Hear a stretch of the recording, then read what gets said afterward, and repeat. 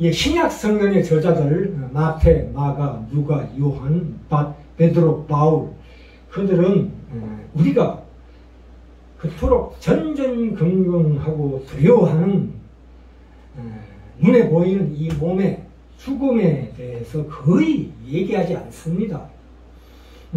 우리 현실에서 제일 중요한 것이 죽음인데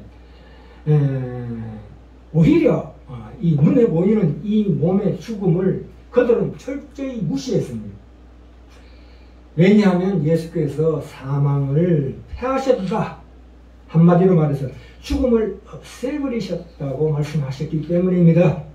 우리가 이 예수님의 삶 속에 들어간 우리로서는 그런 일이 절대로 일어나지 않는다고 증언하는 셈입니다. 예수님의 부활과 성천으로 말미암아 현재 우리의 육체의 부활도 아직 완성되지는 않았지만 이미 시작되었다. 그 씨앗을 가지고 있다. 이미 씨앗을 우리가 가지고 있다. 하나님의 새 창조가 지금 우리 삶 속에서 지금 창조하고 계신다. 과거에만 창조하신 게 아니라 지금 현재 하나님께서 끊임없이 창조하고 있는 중이시다. 이런 뜻입니다. 그래서 바울은 빌립보서 1장 23절에 세상을 떠나서 그리스도와 함께 있는 것이 훨씬 더 좋은 일이라고 얘기했습니다. 이 바울이 말한 이 말은 분명히 예수님의 부활에 기초한 신앙입니다만은 그러나 다른 복음서의 저자들처럼 바울은 예수님의 부활을 단지 우리가 죽어서 가는 어떤 그때야 비로소 그리스도와 함께 할 수 있다는 확신이 아닙니다.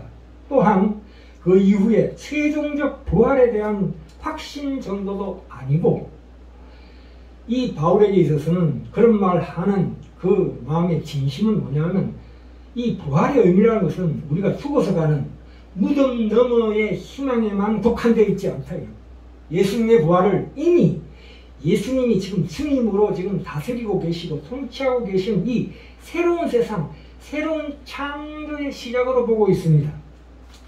고린도전서 15장 12절부터 28절 이 부활장이 나오는 시작부터가 새로운 세상에 대한 바울의 위대한 진술로 시작됩니다.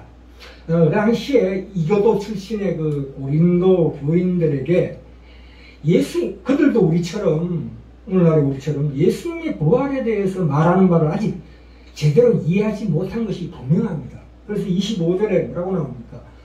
저가 모든 원수를 그 발 아래 둘 때까지 불갑을 아니할 수 없다. 그러니까 반드시 왕노릇 하시리라. 물론 예수님 재림하실 때 그때야 비로소 성경의 약속이 성취되어 모든 적들, 죽음을 포함한 모든 적들이 그분의 발 아래에 놓이게 될 것이지만 그러나 그때까지도 반드시 현재 이미 지금 왕노릇하고 계신다는 뜻입니다. 다시 말해서 비록 우리가 그 통치의 결과를 아직은 다 보지 못하지만 이미 통치하고 계시는 것이다. 당연한 말씀이죠. 우리는 이 그리스도께서 이미 통치하시는 이 세상에서 살도록 부름받았고 또 우리가 예수 그리스도의 대리인으로 살도록 부르심을 받았다는 것입니다. 그렇다면 우리의 실제적인 이 세상에서의 이 몸의 죽음이란 과연 무엇인가 하는 것이 의문으로 남습니다. 거기에 대해서 예수님은 누가복음 20장 38절에 하나님은 죽은 자의 하나님이 아니요 사는 자의 하나님이시니라고 말씀하셨는데요. 하나님을 사랑하고 하나님께서 사랑하시는 자들에게는 이 존재, 나라는 존재의 종말이 결코 허용되지 않는다는 뜻입니다. 우리는 하나님과 사랑하는 사이입니다. 하나님께서는 우리 각 개인별로 독특하고 영원한 사역을 준비해 놓으셨습니다. 우리를 하나님 나라에서 온전한 인격체로 보존하실 것이다. 이런 뜻입니다. 요한복음 51장 52절에 그러니까 진실로 너희에게 이르노니 사람이 내 말을 지키면 죽음을 영원히 보지 아니하리라 이렇게 말씀하고 계시고요. 요한복음 11장 26절에도 무릇 살아서 나를 믿는 자는 영원히 죽지 아니하리라 이렇게 말씀하고 있습니다. 우리가 우리 삶의 계획을 세울 때에 이 땅에서 이 계획으로 머물지 말고 미래 천년 만년 후에 이 하나님 만드신 새하늘과 새 땅 안에서 우리가 무슨 일을 하고 있을지를 반드시 그려보아야 한다 이런 뜻입니다.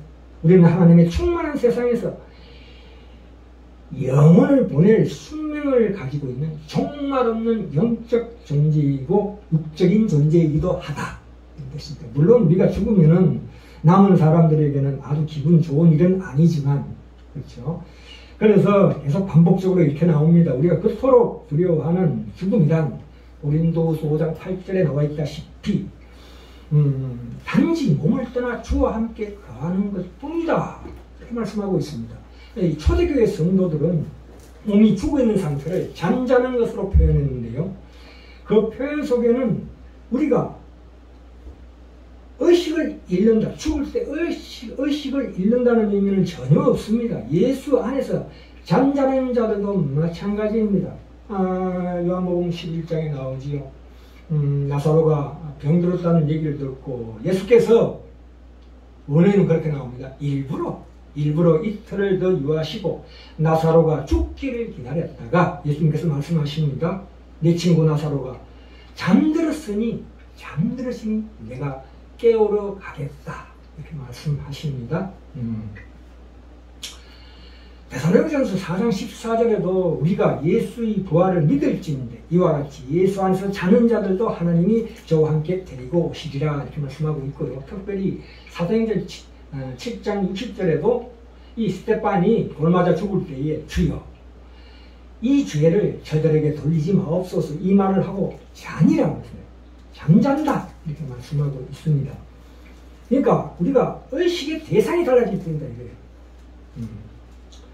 사실 몸이 죽는 순간에 우리는 다른 차원의 의식을 얻습니다. 그래서 우리가 평소에 이 일상의 삶에 경험하지 못했던 또 다른 놀라운 차원의 경험의 부여를 누리게 된다는 뜻입니다. 쉽게 얘기해서 이사간다, 더 좋은 집으로 이사간다 이런 뜻입니다.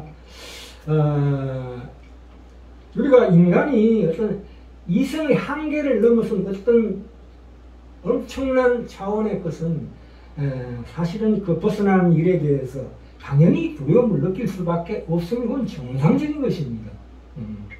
하나님만 경외하면 된다는 뜻이죠. 하늘이 아닌 다른 차원의 세상에서 사는 것은 마치 잠을 자는 것과 똑같다. 사실 잠은 은유에 불과합니다. 정확히는 죽은 것입니다. 잠이라는 것은 죽은 것이다. 이코르. 그런데 이 죽음이라는 것은 뭐에 대한 죽음입니까? 모든 타락한 모든 나쁜 것에서부터 죽었다라는 죽음의 형태와 방식이 말하자면 그런 것을 이 말 속에 포함되고 있다 이런 뜻입니다. 우리가 사실 잠드는 순간에 아침에 깨어나서 생각하면 잠든 순간이 기억납니까? 기억나지 않습니다. 우리 죽음도 이렇게 우리가 이해해야 마땅합니다. 자, 여기에서 거지 나사로가 아브라함의 품에 안겼다고 하는 그 낙원이라는 것이 과연 무엇인가? 그 낙원이 바로 복된 안식, 잠으로 표현되는 것입니다. 여기서 잠은 인간의 참 존재는 지속되는 반면에 우리 육체는 아까 말씀드렸다시피 죽었다는 의미에서 잠들어 있는 것을 의미합니다. 그래서 바울이 빌립보서 1장 21절에서 24절에 그리스도와 함께 있을 욕망을 가진 이것이 더욱 좋으나 그러나 내가 육신에 거하는 것이 너희를 위하여 더 유익하니까 내가 살아있다 이런 말씀을 자신있게 하고 있습니다. 죽은 자들이 육체가 부활될 그날을 기다리는 동안에 그 낙원에서 하나님의 그 의식적인 사랑과 예수 그리스도의 의식적인 그 현존 안에 함께 굳건하게 붙들려 있던 상태를 낙원이라고 그러고 그것을 또 천국이라 부르지 못할 이유가 없다는 뜻입니다. 그래서 요한복음 14장 2절에 아버지의 집에 거할 곳이 많다고 나옵니다. 예수님께 그렇게 말씀하셨죠. 그 헬라어에서 이 거할 곳이라는 것은 모나이라고 해서 최종적인 안식처, 새하늘과 새 땅, 예수님 재림하실 때 뜻하는 단어가 아니고 그곳으로 가게 되는 긴 여정에서 일시적으로 멈추는 장소를 뜻하는 단어입니다. 이 누가복음에서 예수님께서 우측에 죽어가는 강도에게 하신 말씀이 있습니다. 오늘 네가 나와 함께 낙원에 있으리라 라는 예수님의 말씀이 있습니다. 그런데 이 강도는 잠깐 오해해가지고 어떻게 얘기합니까? 당신의 나라가 임할 때, 그러니까 미래 장래의 소망을 얘기한 거지요. 당신의 나라가 임할 때 나를 기억하소서, 그것을 암시하고 있죠. 그런데 그러자마자 예수님께서 뭐라고 부르셨습니까? 아니다. 오늘 네가 나와 함께 낙원이 있으리라 하는 예수님의 대답은 이 미래의 희망을 현재로 가져오신 예수님의 놀라운 선언이십니다. 자, 이 말씀이 로마서 6장을 통해서 한번 살펴볼까요? 로마서 6장에 가시면 6장 1절, 그런즉 우리가 무슨 말 하리요 은혜를 다하게 하리고 지혜에 가겠느뇨 하고 난 다음에 2절, 그럴 수 없느니라. 죄에 대하여 죽은 우리가 어찌 그 가운데도 살리요. 무릇 그리스도 예수와 합하여 세례를 받은 우리는 그의 죽으심과 합하여 세례받은 줄을 알지 못하느뇨? 이렇게 말씀하고 있습니다. 자, 5절 볼까요? 만일 우리가 그의 죽으심을 본받아 연합한 자가 되었으면 또한 그의 부활을 본받아 연합한 자가 되리라. 여기에 만일 우리가 그의 죽으심을 본받아 연합한 자, 이 연합한 자라는 것은 접붙인다는 뜻입니다. 질이 다른 두 나무가 접합하여 같은 질의 한 나무가 되는 것을 가리킵니다. 그리스도와 신자의 관계가 그러하다, 이런 뜻이에요. 참포도나무에 접붙임 받은 우리라고 이해하시면 됩니다. 그러니까 5장 21절에 이 6장에 말하자면 이 하나님의 구원의 목적 전체를 장엄하게 개발하고 그 다음에 이어지는 본문 이것인데 그 전에 5장 21절에 뭐라고 나옵니까? 이는 죄가 사망 안에서 왕노릇한 것 같이, 과거에 그랬죠. 우리가 옛사람이었을 때 이제 새사람이 되었습니다. 은혜도 또한 의로 말미암아 왕노릇하여 우리 주 예수도 말미암아 영생에 이르게 하려 함이라, 이렇게 말씀하고 있습니다. 우리는 하나님의 이 구원, 하나님 만드신 이 구원에 그것을 우리가 경기장 밖에서 아무런 영향도 받지 않은 채 하나님 하신 일을 구경하는 구경꾼이 아닙니다. 바울의 대답은 분명히 그렇습니다. 당연히 그렇지 않다. 그 2절 4절도 그렇지요. 그 기본 논리를 설명하고 있습니다. 세례를 받을 때 우리는 그리스도와 함께 죽었고 그와 함께 예수님 부활하실 때 새로운 생명으로 다시 부활했다, 이 뜻입니다. 5절을 볼까요? 다시 한번. 만약 우리가 그의 죽으심을 본받아 연합한 자가 되었으면 그의 부활을 본받아 연합한 자가 되리라. 우리 역시 그분 안에서 부활했다는 의미가 됩니다. 이것을 순전하게 미래의 소망으로 얘기하지 않습니다. 그래서 11절에 뭐라고 나옵니까? 11절에 로마서 6장 11절, 이와 같이 너희도 너희 자신을 죄에 대하여는 죽은 자요 그리스도 예수 안에서 하나님에 대하여는 산 자로 여길지어다. 이 믿음에 의하여 이 간주하라, 그 간주하는 행동으로 말미암아 하나님의 말씀의 진리의 열매가 반드시 그 행동으로 말미암아 맺힌다는 뜻입니다. 그래서 우리 현실 속에 반드시 적용해야 합니다.